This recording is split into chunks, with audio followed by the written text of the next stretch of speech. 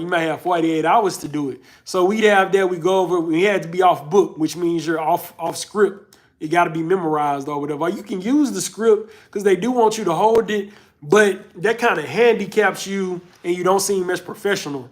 When you can get off script, you can kind of get out of your head and embody the lines and embody the character and embody the performance, because you definitely don't want to act. I know that sounds funny, but when you acting, you don't want to act. You don't want to be acting. The best actors are living, their characters living, actually living and breathing through them when they embody that character. So they're not acting. They're actually literally seeing everything around them, even when you're doing audition. And of course, it's easy when you got everything around you, when you're on set and stuff like that.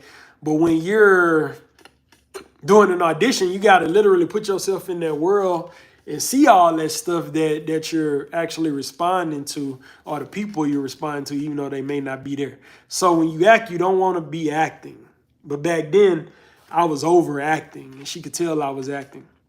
When I did the part where we went in there and auditioned or did our sides for her, it went a little bit better. I had to do like this Bobby Whitney scene or something like that from some movie that came on Lifetime back in the day about Bobby Christina or whatever.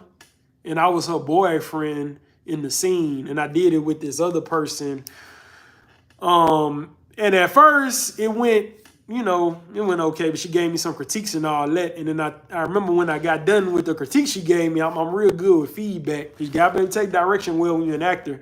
She said outstanding or excellent or something. So she really liked what I did after that.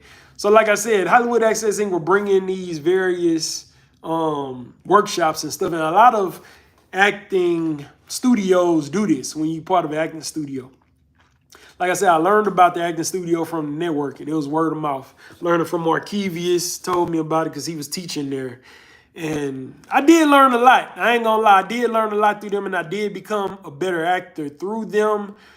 But what I say is they weren't shopping me to get me roles and stuff like that back then, though. So after my year contract, I ended up leaving them because I realized, now, they brought in all those casting directors, all that training was good for my resume, because they do got a part on your acting resume that talks about training, and they do want to see that. And when you have those major casting directors that are casting major things for the industry, that looks good to other casting directors that see that, or see, oh, he went to this workshop with this person, he went to this workshop with this person, I know this person, all that kind of stuff. Then okay, they must be good, or whatever. So they did enable me to build my resume some more, but they didn't shop me to be on television and film like they did with some of their other people. And maybe they felt like I wasn't ready yet.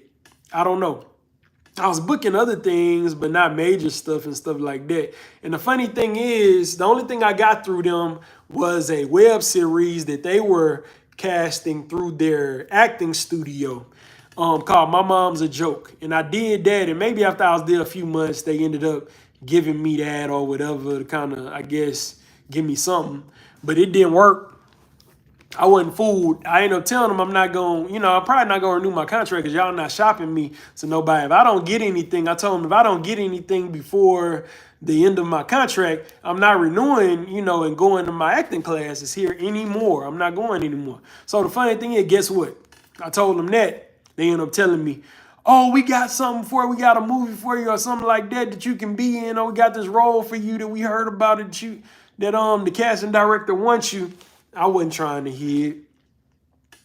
I was like, no, I'm not doing this, because y'all had all this time, and then y'all gonna wait until the month before my contract runs out to try to give me a role for something, or submit me for something. Y'all could have been submitting me the whole time.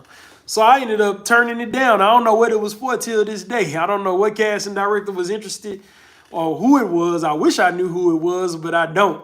So whatever. But I left. And anyway, COVID had came up. This was about 2020. After I left, COVID had happened, and I didn't end up going to that acting school no more. And really, they was all about money anyway. you know, because what I noticed they were doing, this is something you kind of got to watch. I did learn a lot from them. I learned a lot from everybody I trained with, but there's pros and cons with all of it. And that's why I'm going through these stories with y'all so that